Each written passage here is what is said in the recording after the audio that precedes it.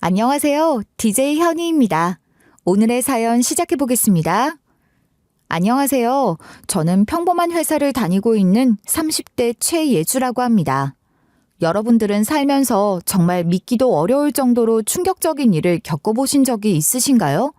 만약 있으시다면 몇 번이나 겪어보셨나요? 전 얼마 전 남편으로 인해 제가 살아온 시간 중에서 제일 충격적인 일을 경험했어요. 지금부터 이 말도 안 되는 일을 여러분들에게 들려드리려고 해요. 그럼 천천히 이야기를 시작해 보도록 할게요. 저는 어머니와 단 둘이 살면서 유년 시절을 보냈어요. 어머니가 말씀해 주시기를 아버지는 제가 세상에 태어나기도 전에 갑작스러운 교통사고로 인해 세상을 떠나셨대요. 그래서 저에게 아버지라는 존재는 낡은 사진 속에서 웃고 있는 젊은 남자의 모습뿐이었습니다.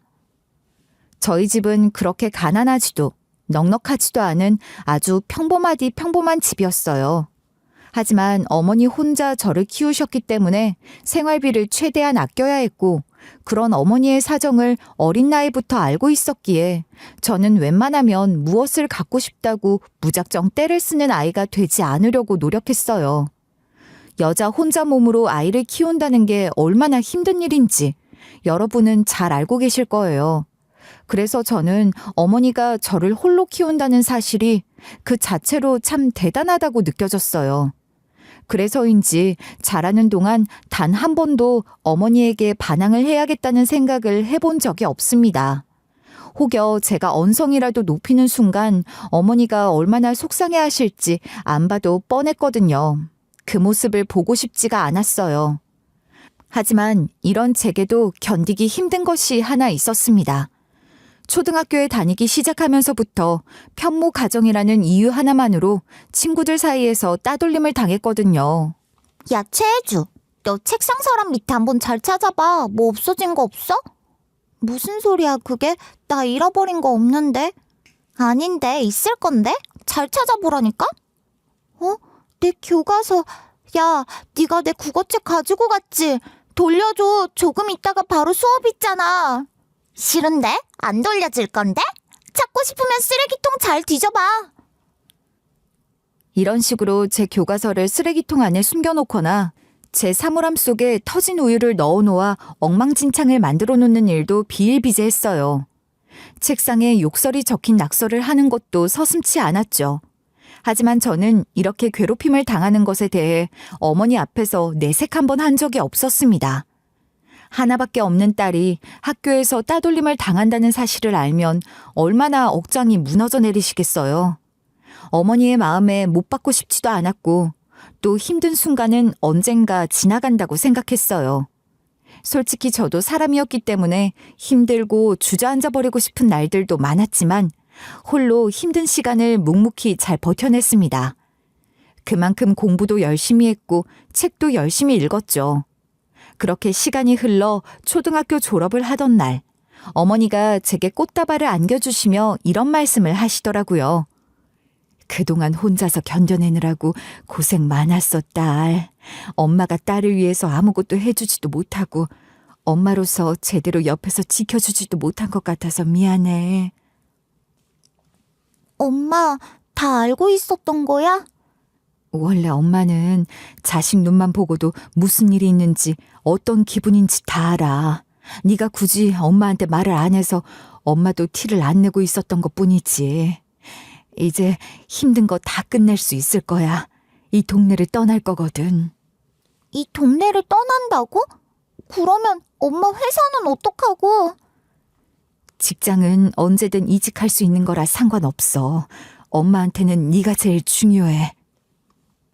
지난날 학교에서 지독히 홀로 고립되어 있다는 사실을 알았던 어머니는 제가 졸업을 하자마자 회사에 사직서를 낸 후 새로운 직장을 알아보셨고 저는 전학을 갈 준비를 했어요. 이곳과는 아예 관계도 없는 완전히 다른 도시로 말이죠. 새로운 도시에서의 삶은 낯설지만 새로웠고 동시에 걱정도 됐습니다. 솔직히 너무 무서웠어요. 과연 적응을 잘할 수 있을까? 이전 학교에서처럼 따돌림을 당하면 어쩌지 하고 말이죠. 그런데 걱정했던 것과는 달리 전학을 간 학교에서는 모두가 저를 따뜻하게 맞아줬어요. 제게 먼저 다가와준 친구도 있었죠. 안녕, 나는 김윤정이라고 해. 넌 이름이 뭐야? 어디서 왔어? 나는 최예주라고 해. 저기 인천에서 왔어. 인천? 와, 진짜 멀리서 왔다. 처음 와서 모르는 게 많을 텐데 우리가 하나씩 다 알려줄게. 이따가 점심시간에 같이 밥도 먹으러 가자. 한 번도 느껴보지 못했던 친구들의 친절함에 저의 경계심은 눈 녹듯 사라질 수 있었습니다. 학교 생활에 쉽게 적응도 하고 편하게 다닐 수 있었어요. 원래 따돌림은 전학을 간다고 해도 꼬리표처럼 따라붙어 소문에 소문을 타게 되는 거라고 하던데 제게 그런 일은 다행히 일어나지 않았어요. 그렇게 저는 따돌림의 아픔을 극복하고 친구들과 좋은 관계를 형성하며 잘 지낼 수 있었고 고등학교에 들어가고 나서부터는 아르바이트도 하면서 스스로 성장하는 시간을 가졌습니다. 학생이 무슨 아르바이트야. 그냥 엄마가 주는 용돈 받으면서 공부나 열심히 하지. 엄마가 용돈 주는 것도 좋지만 이렇게 일찍부터 사회생활을 해봐야 나중에 나도 어른이 되어서 좀 더 편해질 수 있을 것 같아서. 스스로 돈을 벌고 싶기도 했지만 무엇보다 저를 홀로 키우는 어머니에게 짐이 되고 싶지 않다는 생각이 들었어요. 그리고 대학을 갈 시기가 되었을 때 저는 지방의 국립대로 가는 것을 선택했어요. 수도권의 대학으로 가는 것도 좋았지만 지방에 있는 국립대의 등록금이 더 저렴하기도 하고 집으로부터 스스로 독립도 해보고 싶었기에 지방으로 가는 것을 택했습니다. 어머니는 저의 결정에 못내 아쉬워하셨어요. 그냥 가까운 대학 가지. 집 앞에도 대학 많은데. 나도 자립이라는 걸 한번 해보고 싶어서 그래. 엄마도 지금 당장은 아쉽지만 그래도 나 없이 사는 게 가끔은 편안해지는 날이 올걸? 너무 걱정하지 마. 나 진짜 잘할 거야. 아무래도 지방으로 가는 것이었기에 저는 처음으로 자취라는 것을 시작했어요. 방세가 그렇게 부담스럽지 않은 곳을 찾다 보니 어쩔 수 없이 반지하 원룸에 들어가 살아야 했지만 그 조그마한 공간이라도 제게는 세상에서 가장 자유로운 공간이 되어줬어요. 비록 여름에는 밥 먹듯이 비가 새고 겨울에는 보일러가 시도 때도 없이 고장이 나긴 했지만요. 처음에는 혼자 지내는 것이 외롭게 느껴졌지만 그래도 시간이 지나니 자연스럽게 익숙해졌고 혼자 지내는 삶이 편하게 여겨졌습니다. 그리고 홀로 살아가는 만큼 악착같이 돈을 모으고 아끼기 위해서 애썼어요. 밥은 그냥 편의점에서 파는 거나 학식으로 대충 때우곤 했고 시간이 나면 계속 아르바이트를 했습니다. 버는 건 열심히 벌고 쓰는 건 아끼니 다행히 돈이 금방 모이더라고요. 그리고 대학을 졸업한 저는 작은 중소기업의 경리직으로 정식 취업을 하게 됐습니다. 특별한 직업을 원하진 않았어요. 그냥 남들처럼 무난하고 평범한 삶을 살아가는 것이 저의 목표였기에 하는 일에 만족하며 살았죠. 그러던 어느 날 뜬금없이 대학 동기가 제게 소개팅을 하지 않겠느냐고 물어보더군요. 소개팅은 뭔 소개팅이야 갑자기. 너 만나는 사람 없잖아. 우리 나이도 이제 30살인데 계속 일만 하면서 살 거야? 나 아는 오빠가 있는데 성격 좋아. 착하고. 만나보면 너도 그 오빠의 매력에 풍덩 빠질걸? 그런 사람이면 너나 만나지 왜 날 소개시켜줘. 야, 내 스타일은 아니야. 그래도 아까운 사람이니까 너 소개시켜주려고 하는 거지. 어때? 한번 만나볼래? 사실 처음에는 남편에게도 소개팅 제안도 아무런 관심이 없었어요. 내 인생의 연애 결혼은 무슨 이라는 생각을 하기도 했고 누군가를 만날 시기가 아니라는 생각을 하기도 했고 무엇보다 이성에 대한 관심이 크지 않은 상황이었기 때문에 소개를 시켜준다는 말을 듣고도 밍숭맹숭한 반응을 보일 수밖에 없었어요. 그런데 처음 만나고 보니 남편은 생각보다도 더 괜찮은 사람이었습니다. 이성에 관심이 없던 저의 두 눈을 번쩍 뜨이게 해준 사람이기도 했죠. 한 번 보면 두 번 보고 싶어지는 사람이었기 때문에 첫 만남에 같이 밥도 먹고 두 번째 만남 때는 같이 영화도 보고 하다 남편이 먼저 제 손을 덥석 붙잡고 이렇게 말했어요. 저 예주씨랑 정식으로 한번 만나보고 싶어요. 제가 사실 연애 경험이 없어서 여자 마음은 잘 모르지만 그래도 예주씨한테는 좋은 사람이 될 수 있도록 최선을 다해 노력할게요. 전 이 수줍은 고백을 단번에 받아줬습니다. 남편은 본인이 한 말대로 정말 제게 좋은 사람이 되어주려 무던히 노력했어요. 배려 깊은 모습만을 보이던 사람이었고 저의 깊은 내면까지 들여다보려 하지 않았고 제가 조금이라도 피곤해 보이면 개인 시간을 가질 수 있도록 해주는 사람이었죠. 누구보다 안정적으로 무난한 연애를 3년 정도 해왔을 즈음 저희는 연애가 아닌 결혼을 하기로 약속했습니다. 전 결혼을 하기 전 남편에게 제가 말하지 않았던 것들을 솔직히 이야기했어요. 나 사실 편모 가정에서 자랐어. 아버지 없이 어머니가 혼자서 나를 키우셨고 딱히 넉넉한 환경에서 자란 것도 아니야. 이런 나라도 결혼할 수 있겠어? 아, 그런 사정이 있었구나. 이제라도 나한테 솔직하게 말해줘서 고마워. 사실 나도 자기한테 하지 못했던 말이 있어. 알고 보니 남편도 편부 가정에서 자랐더군요. 그래서 저흰 서로의 입장을 조금 더 이해할 수 있게 됐어요. 남편은 저의 모든 것을 이해해줬지만 과연 시댁 식구들도 저의 입장을 이해해 주실 수 있을지 걱정이 됐어요. 남편 혼자만 이해를 한다고 해서 해결되는 문제는 아니었으니까요. 하지만 다행히 시댁 식구들도 모두 좋은 분들이셨습니다. 저와 나이 차이가 조금 나는 신우는 제 손을 꼭 잡아주며 가족이 되어줘서 너무 고맙고 반갑다고 해줬고 아버님도 사람 좋은 웃음을 지으며 앞으로 잘 부탁한다는 말씀을 해주셨습니다. 시댁 식구들을 잘 만났다는 생각에 조금은 마음이 편안해지는 걸 느꼈어요. 그와 동시에 어머니도 제게 남편을 칭찬했습니다. 우리 예주 남편감 참 잘 골랐네. 워낙에 연애하는 거에 관심도 없어 보여서 시집이나 제때 갈 수 있을까 싶었는데 이렇게 진국을 데려오려고 늦었던 거구나. 그치? 내가 사윗감 하나는 정말 기가 막히게 잘 데려왔지? 앞으로 엄마한테도 잘할 거고 시댁 식구들한테도 정말 잘할 거야. 내 생에 이런 사람을 만나게 될 줄 정말 몰랐어. 그리고 마침내 시간이 흘러 결혼식을 올리던 날 제가 가장 많이 들었던 말은 정말 행복해 보인다는 말이었어요. 사실 저도 제가 정말 행복한 사람이라 생각했습니다. 오직 저만을 사랑해주는 남편, 그리고 저를 가족으로서 받아준 시댁 식구들, 힘들게 저를 오늘날까지 홀로 키워주신 어머니까지 앞으로 제 인생엔 꽃길만이 가득할 거라 믿어 의심치 않았어요. 그렇게 결혼하게 된 저희는 여느 부부들처럼 정말 즐겁고 행복한 신혼생활을 보냈습니다. 둘 다 외향적인 성격은 아니었기 때문에 밖에서 데이트를 하기보다는 집에서 음식을 만들어 먹거나 침대에 누워 영화를 보는 것을 즐겼어요. 특히나 집에서 요리하는 걸 정말 즐겼죠.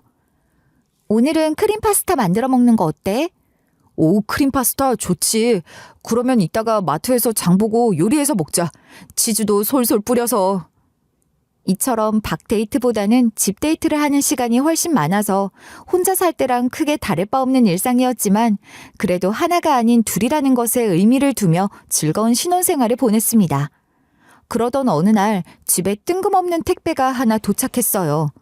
저희 두 사람의 이름이 아닌 송지연이라는 낯선 이름의 택배였죠. 기사님, 이거 택배 잘못 온 것 같은데요? 여기 송지연이라는 사람은 안 사는데 주소 한 번만 확인해 보시겠어요? 그래요? 거기 보낸 사람은 이름은 송지연으로 되어 있는데 주소는 여기가 맞거든요. 잘 한번 확인해 보세요. 제 이름은 당연히 아니었고 남편의 이름도 신우의 이름도 아니었어요. 더군다나 제 주변 지인들 중에서도 송지연이라는 이름을 가진 사람은 없었죠. 확인을 해보니 저희 집으로 주소지가 설정되어 있기는 한데 아무리 생각을 해도 이 사람이 누군지 떠오르지가 않았어요. 분명히 잘못 온 것이 맞는 것 같은데 주소는 또 저희 집 주소니 아이러니했죠. 그래서 우선은 남편이 퇴근하고 돌아오면 물어보기 위해 택배를 보관해 두다가 퇴근한 남편이 현관문을 열고 들어오자마자 택배 상자를 들고 나가 물었어요. 여보, 오늘 집에 송지연이라는 이름으로 택배가 하나 왔거든?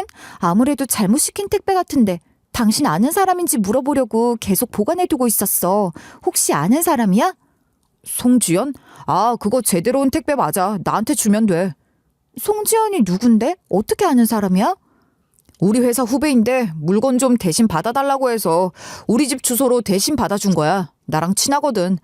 그렇다고 오해는 하지 말고 내일 출근하자마자 바로 가져다 줄 테니까 나한테 줘. 무슨 말인지 당최 이해가 가질 않았어요. 분명히 자기도 집이 있을 텐데 굳이 남편에게 대신 받아달라고 말할 이유가 있나 싶었죠. 이 사실이 영 찜찜했던 저는 남편을 계속해서 추궁했어요. 그 후배랑 얼마나 가까운 사이인지, 집 주소도 공유를 할 정도인지. 하지만 남편은 아무렇지 않다는 듯 그냥 같은 부서에서 가깝게 지내는 후배고 남자친구도 있고 의심할 만한 사이가 아니니 걱정하지 말라는 말을 할 뿐이었어요. 이 문제를 심각하게 받아들이는 제가 이상하고 예민하게 반응하는 건지 남편의 반응은 무덤덤하기만 했습니다.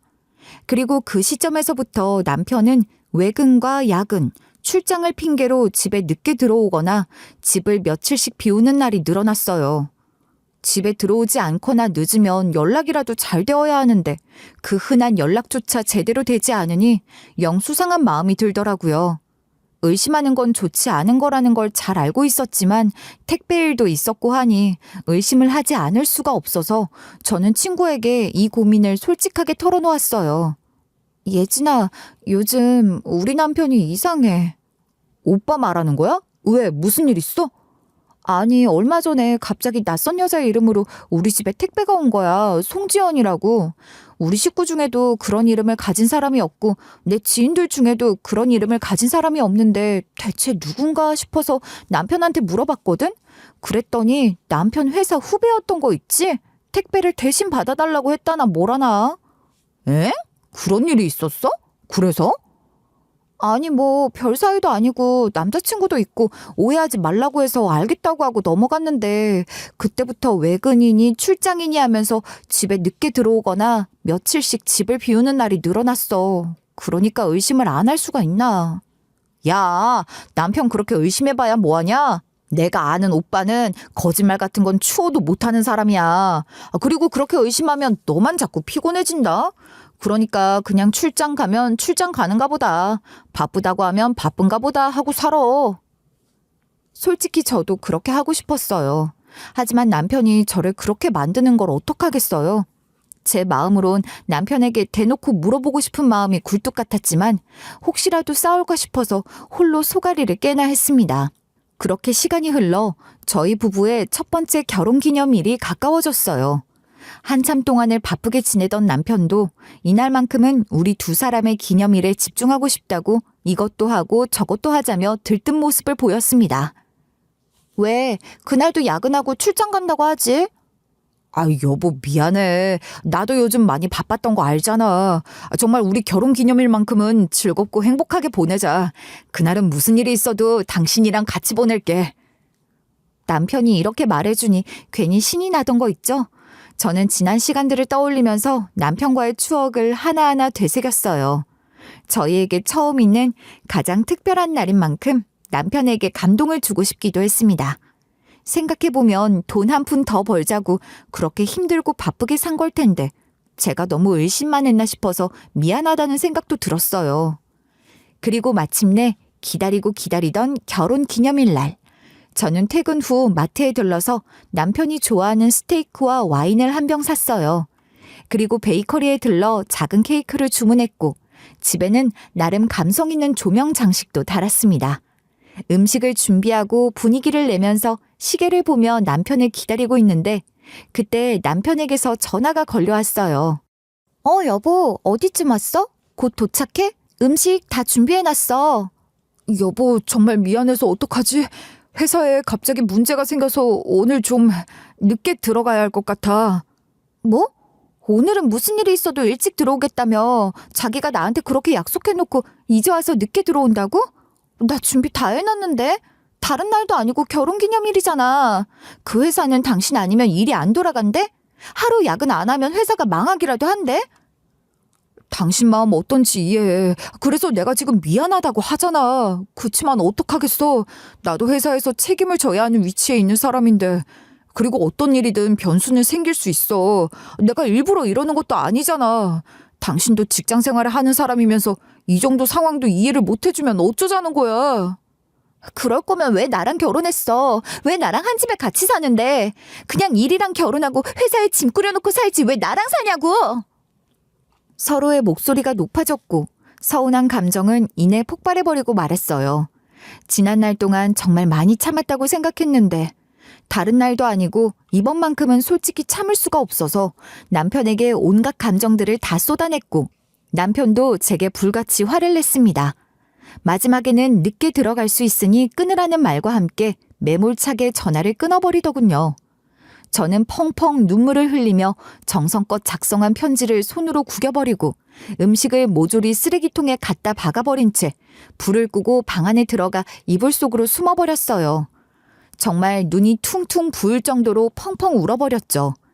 남편은 새벽이 되어서야 문을 열고 들어왔는데 제가 이불을 뒤집어 쓴 채 누워있는 모습을 보고 한숨을 쉬고서는 방문을 조용히 닫고 나가더군요. 제가 안 자고 있었다는 걸 분명히 알고 있었을 텐데도 말이에요. 방문을 닫고 나가서 들어오지 않는 것을 봐서 아마도 밖에서 잠든 모양이었습니다. 너무 서운했어요. 집에 들어왔으면 들어왔다고, 미안하다고, 일어나서 이야기라도 좀 하자고 말이라도 좀 하던가. 그래서 다음날 뜬 눈으로 밤을 지새운 채 거실로 나가 잠들어 있는 남편을 깨웠습니다. 몇 시에 들어왔어? 한 3시쯤 들어왔나? 당신 깰까봐 그냥 방에 안 들어가고 여기서 잤어. 또 거짓말하네? 방에 들어왔었잖아. 나 밤 꼴딱 샜어. 당신 때문에. 차라리 그냥 날 흔들어 깨우지 그랬어. 얘기라도 좀 하자고 하지 그랬어. 왜 당신은 상황을 직면하려 하지 않고 피하려고만 해? 그러니까 우리가 맨날 이렇게 싸우는 거잖아. 여보, 미안한데 나 정말 오늘만큼은 당신이랑 언성 높여 싸우고 싶지 않아. 나 새벽에 들어왔고 지금도 너무 피곤해. 신경 써야 할 것도 많고. 나는 뭐 안 피곤한 줄 알아? 난 뭐 신경 쓸 거 없는 줄 아느냐고. 당신 정말 왜 그래? 왜 이렇게 변한 건데? 저의 울음 섞인 외침에 남편은 질린다는 듯 인상을 한번 찌푸리더니 이내 소파 옆에 놓여져 있던 가방을 들고 출근을 해버렸어요. 그렇게 남편과 저의 보이지 않는 벽은 점점 높아져만 갔고 갈등은 점점 깊어만 지고 있었습니다. 저희 두 사람이 사이가 안 좋다는 것을 아버님과 신우는 전혀 모르고 있었어요. 아버님께는 괜한 걱정을 끼쳐드리고 싶지 않아서 불어 이야기를 꺼내지 않았고 그건 어머니에게도 마찬가지였어요. 그리고 신우는 저희가 결혼을 하고 난 뒤 얼마 지나지 않아 해외로 장기 출장을 가버렸기에 연락도 제대로 닿지 못하는 상황이었습니다.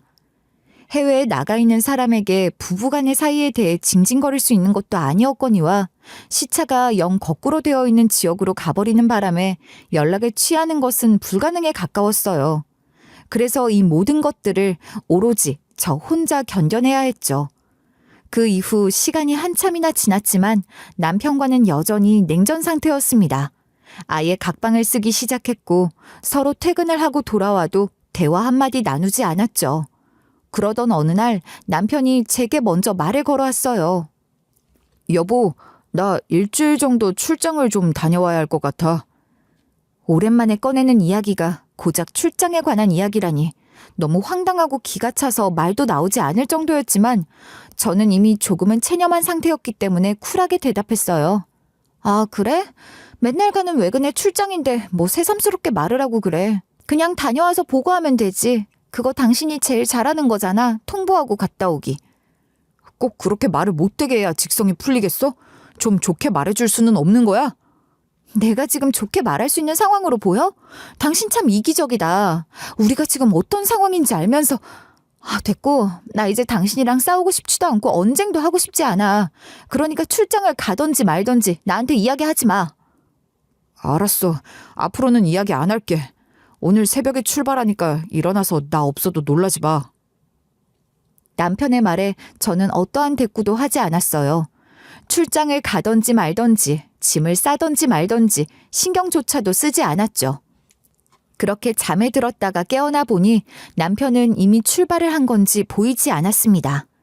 캐리어도 없어져 있었고 남편의 옷가지들도 몇 벌 사라져 있었죠. 차라리 잘 됐다 싶었습니다. 저도 마침 휴가였기 때문에 집에서 빈둥거리며 쉬기나 해야겠다는 심산으로 소파 위에 벌러덩 드러누워 텔레비전이나 보며 오랜만에 여유를 즐겼어요. 정말 신경을 끄고 사니 되려 마음이 편안해지더라고요. 뭐하러 그렇게 일일이 신경을 곤두세우고 살았을까. 이렇게 관심을 끄고 살면 마음이 편안해지는 걸. 앞으로는 더욱 신경을 세우지 말아야겠다고 다짐을 한 그 순간 전화벨이 울렸습니다. 전화를 걸어온 사람은 다름 아닌 신우였어요. 시차가 있었기 때문에 이 시간에 전화를 거는 건 말도 안 되는 일인데 설마 한국으로 온 건가 싶어 조금 당황스럽긴 했지만 조심스럽게 전화를 받았어요. 형님, 오랜만이에요. 이 시간에 어떻게 전화하셨어요? 한국으로 오신 거예요?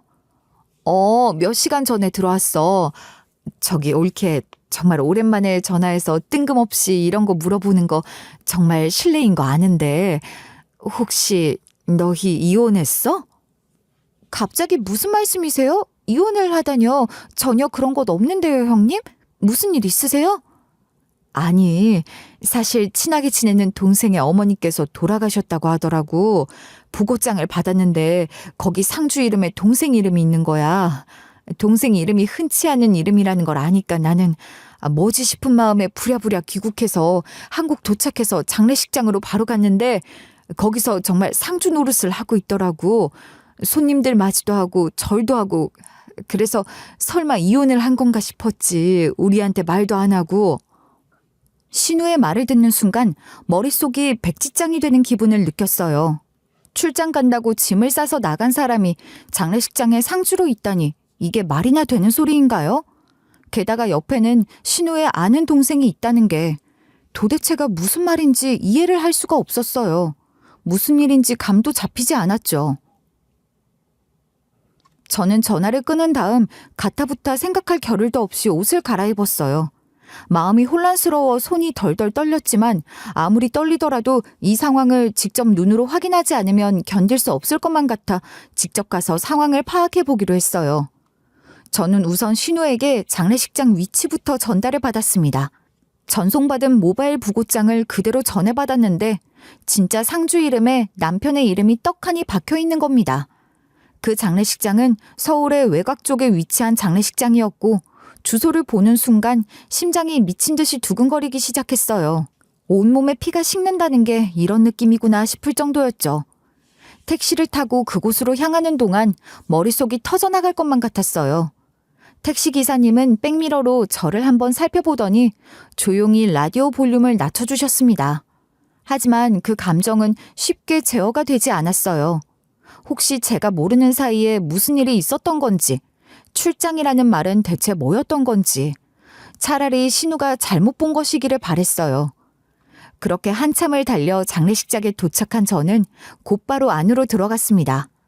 안으로 들어가자마자 특유의 향냄새와 흐느끼는 소리가 복도 안을 가득 채우고 있었어요.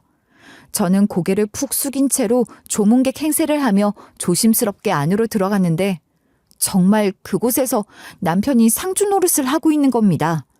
검은 상복에 리본을 달고 조문객들과 하나하나 눈을 마주치면서 인사를 하고 있더라고요. 먼 길 와주셔서 감사합니다. 아이고 참 훤칠하게도 생겼네. 그래도 고인께서 듬직하시겠어. 그리고 그 옆에는 제가 전혀 본 적 없는 여자, 신우의 친구로 추정되는 여자가 있었습니다. 두 사람은 모르는 사람이 보기에 마치 부부 같은 분위기를 물씬 풍기고 있었어요. 정말 그 모습을 두 눈으로 보고 나니 모든 것들이 다 와르르 무너져 내리는 것 같더군요.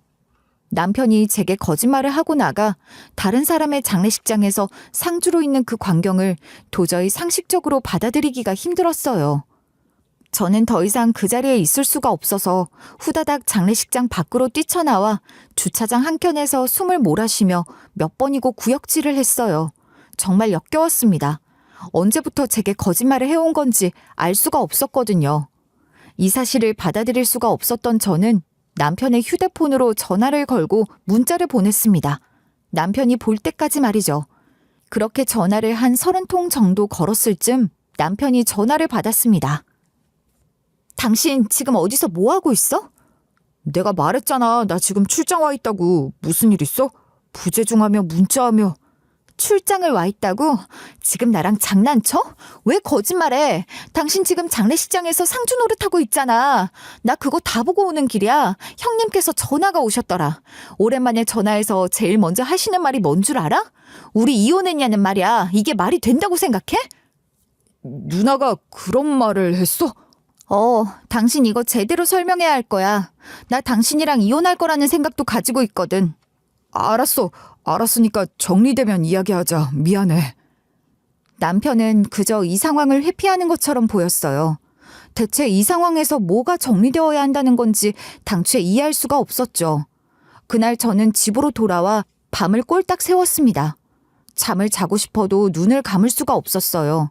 눈을 감으면 장례식장에서 손님들을 맞이하며 인사를 나누고 있는 남편의 모습이 생생하게 떠올라서 정신이 나가버릴 것 같았거든요. 그렇게 고통스러운 며칠을 보낸 후 남편은 죽을 상을 한 채로 집으로 돌아왔어요. 저는 남편이 집으로 들어와 제 앞에 무릎을 꿇자마자 기다렸다는 듯 다가가 뺨을 올려붙였습니다. 정리 다 돼서 들어온 거 맞지? 그럼 빨리 말해. 여태 무슨 일이 있었던 건지, 이 일은 뭔지 당신 입으로 빨리 설명해 보란 말이야. 마음 같아서는 당장이라도 집안의 모든 짐을 싸서 남편을 내쫓아버리고 싶은 생각이 간절했어요. 하지만 저 입에서 나올 말이 뭔지 궁금하기도 하고 왜 그런 거짓말을 했는지도 남편에게서 직접 듣고 싶었기 때문에 얘기라도 들어보기로 했습니다. 변명이라도 들어보고 내쫓아도 늦지 않았으니 말이죠. 하지만 남편은 고개를 푹 숙인 채로 한참 동안이나 입을 열지 않았습니다. 마치 꿀먹은 벙어리처럼요. 그래서 저는 한 번 더 남편을 닥달했어요. 지금 뭐 한번 해보자는 거야? 내가 지금 이렇게 묻고 있잖아. 그 상황에 대해서 어떻게 된 건지 당신 입으로 설명해 보라고. 정리 다 되면 말하자며. 아직까지 정리가 덜 됐어? 그럼 내가 시간을 줄까? 얼마나 시간을 주면 정리할래? 아니 여보 잠시만. 내가 다 이야기할게. 한참 동안 망설이기만 하던 남편은 이내 심호흡을 몇 번 하더니 제게 천천히 입을 열었습니다. 미안해. 그동안 당신한테 솔직하게 말하지 못해서. 그런데 정말 결단코 불륜이나 이런 당신이 생각하는 안 좋은 거 아니야. 사실 나는 어릴 때 아버지에게 입양된 아들이야. 그러니까 지금 아버지의 친자식이 아니라는 소리야. 무슨 말이야 그게? 입양된 아들이라니? 태어나서 얼마 안 있다가 고아원에 버려졌고 고아원에서 살다가 6살 정도에 아버지에게 입양됐어. 지금의 아버지도 친아버지가 아니라 양아버지인 거고 누나도 친누나가 아니라 양누나인 거야. 그리고 나서 하는 말이 저희가 결혼을 하고 얼마 지나지 않아 남편을 낳아준 친어머니의 존재를 알게 됐다고 했어요. 친어머니가 재혼을 해서 낳은 딸이 남편을 찾아와 진실을 말해줬다고 하더군요. 자신을 어떻게 알고 찾아왔냐는 그 말에 친어머니의 딸은 이렇게 이야기를 했대요. 그녀는 신우가 한국에서 일을 할 적에 알게 됐고 대화를 하다가 워낙에 잘 맞아서 가까워지게 된 것이라고 하더군요. 나이는 신우가 더 많았지만 그래도 친구처럼 지내다 보니 가까워지게 되었는데 어느 날 문득 신우의 SNS 프로필을 구경하다가 문득 신우와 남편의 어린 시절 사진을 보게 됐다고 했어요. 그런데 이상하게 본인의 어머니가 가지고 있는 아이의 사진과 비슷하게 닮았다는 생각이 들어 외국에 가 있는 신우 몰래 흥신소에 의뢰를 해서 알아봐 달라고 부탁을 했다더군요. 그렇게 조사 끝에 찾아올 수 있었대요.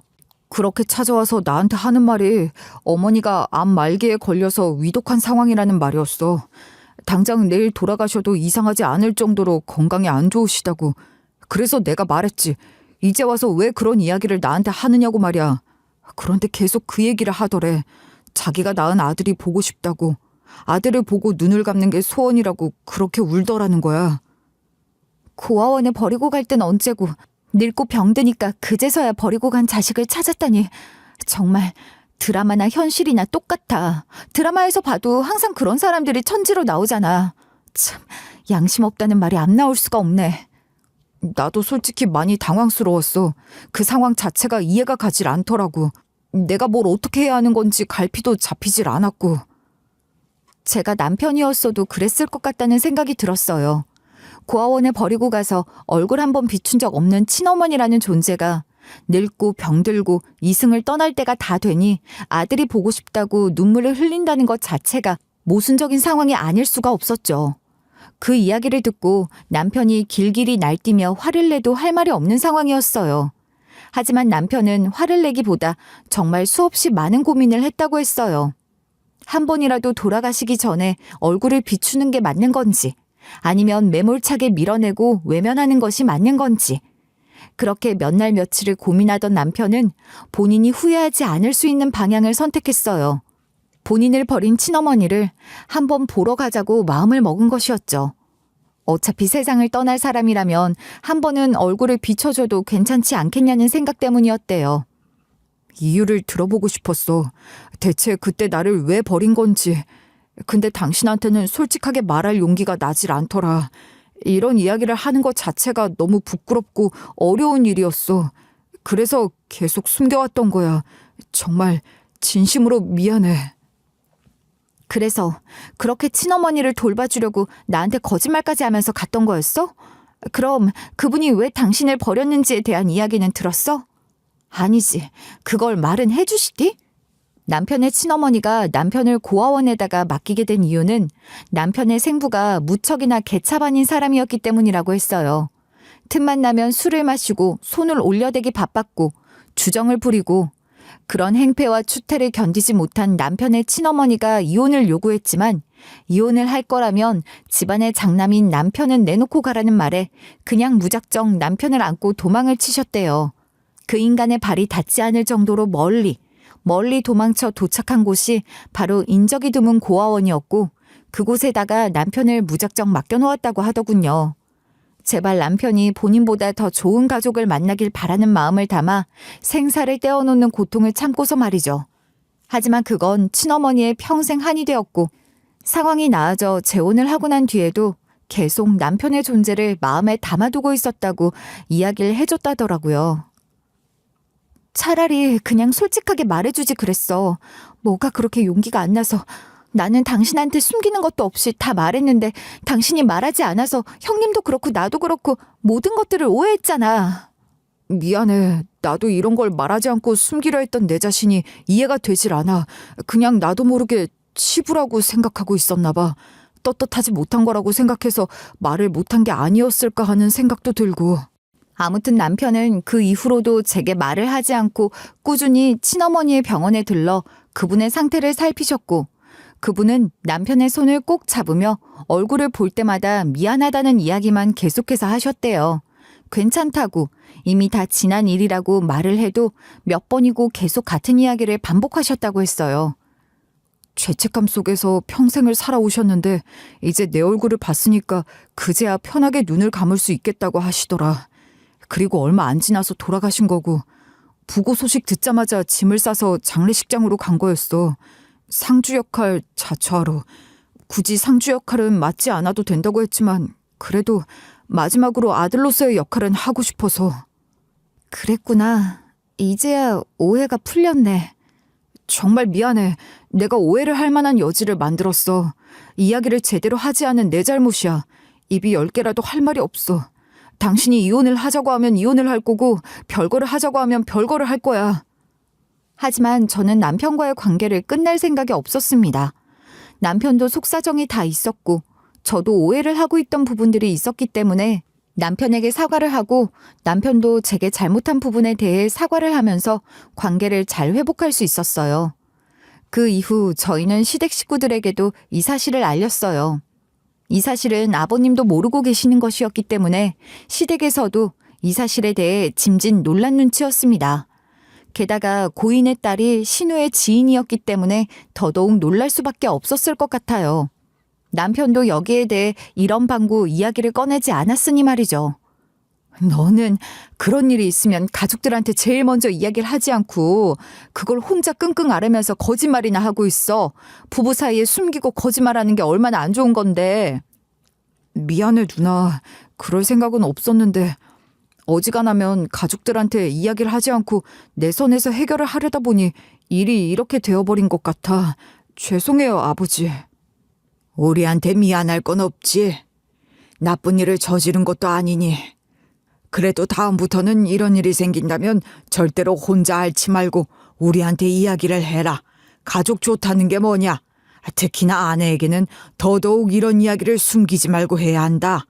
그리고 일이 마무리된 후 저희는 고민을 하다가 남편을 낳아주신 친어머니의 딸을 찾아가 보기로 했어요. 장례가 마무리된 직후이니 짐을 정리하고 있을 것 같았고 조금이나마 도움이 될 수 있으면 좋겠다는 마음도 있었거든요. 저희 집으로 도착한 택배 주인의 이름 송지연도 친어머니 딸 이름이었다는 것을 그제야 알게 됐어요. 시댁 식구들까지 같이 우르르 가면 너무 부담스러운 분위기가 될 것만 같아 우선 남편과 저만 다녀오기로 했습니다. 조금 걱정이 되었던 것은 사실이에요. 저는 어쨌든 얼굴을 한 번도 못 본 사람이기도 하고 적잖게 오해도 하고 있었으니 불편하진 않을까 싶었죠. 하지만 걱정 외로 남편 친어머니의 따님은 저를 보고 굉장히 반갑게 맞아주셨어요.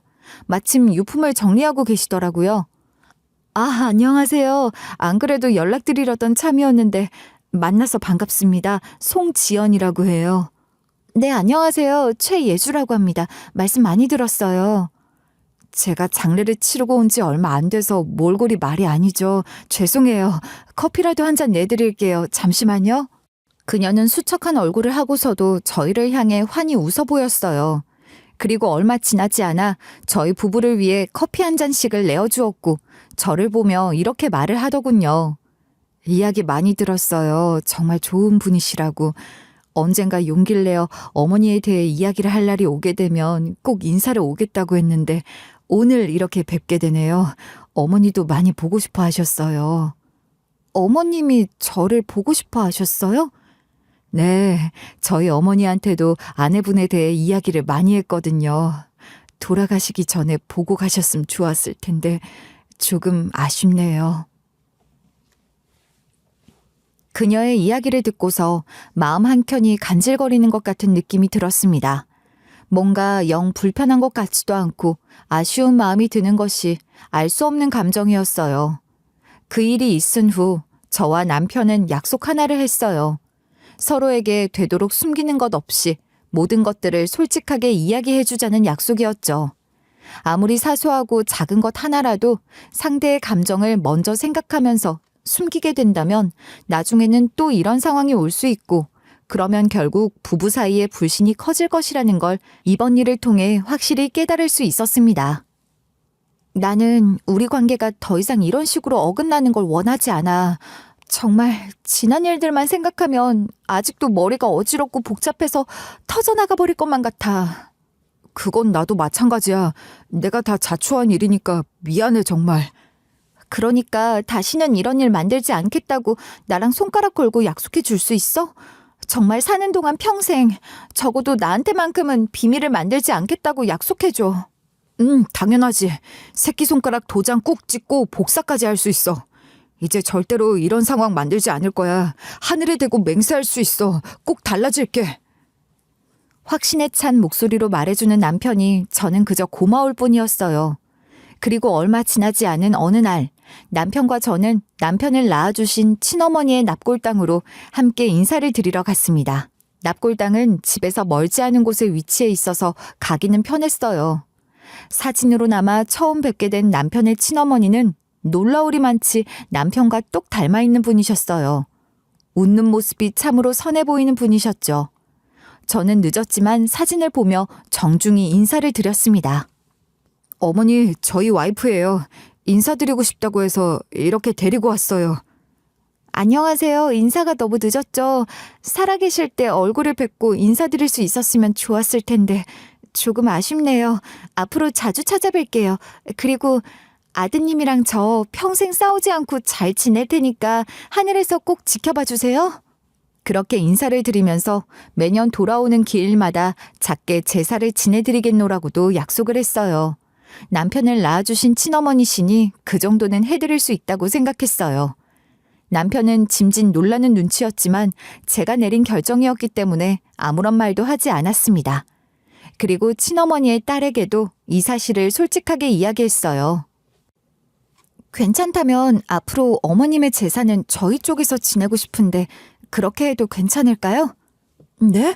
아니에요. 제사는 제가 알아서 따로 지내도 괜찮아요. 정 힘들면 절에다가 모셔도 되는 거라서 크게 신경 쓰지 않으셔도 돼요. 어머님께서 살아생전 남편에게 많이 미안해하셨다고 했어요. 남편도 어머님께 더 잘해드리지 못한 걸 죄송하게 생각하고 있고 그래서 저희가 최대한 할 수 있는 걸 해드리고 싶어서 그래요. 그렇게 하게 해주세요. 친어머니의 딸은 한참을 고민하다가 그렇게 하자고 대답을 해줬고 시댁 식구들에게도 이 사실을 이야기했습니다. 아버님과 신우는 그렇게 해서 마음이 편해질 수 있을 것 같으면 그렇게 해도 괜찮다고 말씀을 해주셨어요. 저희의 선택을 오로지 존중해 주셨기에 그저 감사한 마음뿐이었습니다. 지금은 어머님께서 돌아가신 지 2년 정도가 흘렀고 저희 집에서 작게나마 친어머니의 제사를 지내고 있어요. 매년 기일이 돌아올 때마다 마트에서 열심히 장을 받아가 정성껏 음식을 해서 상에 올려드리고 있답니다. 물론 친어머니의 딸이자 신우의 친구도 저희 집으로 와서 같이 절을 올리고 있고 식사를 하기도 하면서 저희 식구랑 잘 지내고 있답니다. 이 모습을 보면서 인생에는 참 기묘한 인연들이 많다는 생각을 했어요. 신우의 가까운 사람을 가족으로 마주하게 될 줄 누가 상상이나 했겠어요? 사연을 마지막으로 적어나가는 지금도 이때만 생각하면 꿈을 꾸는 것 같습니다. 저는 이 일을 겪은 이후 주위 사람들에게도 같은 이야기를 전하곤 해요. 이를테면 어떤 지인이 남편한테 말 못할 일이 있는데 어떻게 해야 할지 모르겠다라고 하면 저는 웃으며 절대 숨기지 말라고 합니다. 이것저것 숨기다 보면 작은 일이 큰 일이 되고 돌아보면 걷잡을 수 없는 진실로 되어버리는 경우를 직접 겪었으니까요.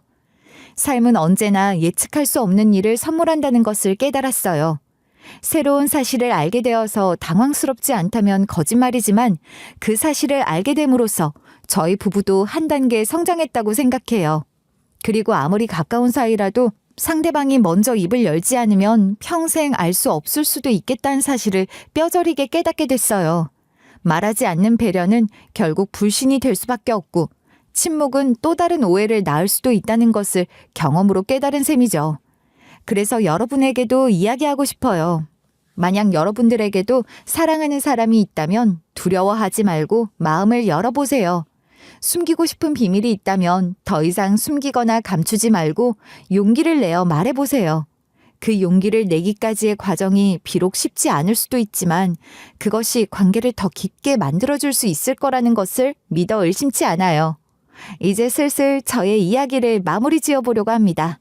여러분, 어느덧 벌써 여름의 끝자락에 접어들었네요. 여러분들의 하루에 행복만이 가득하시기를 바라며 사연을 마무리해 보도록 하겠습니다. 감사합니다.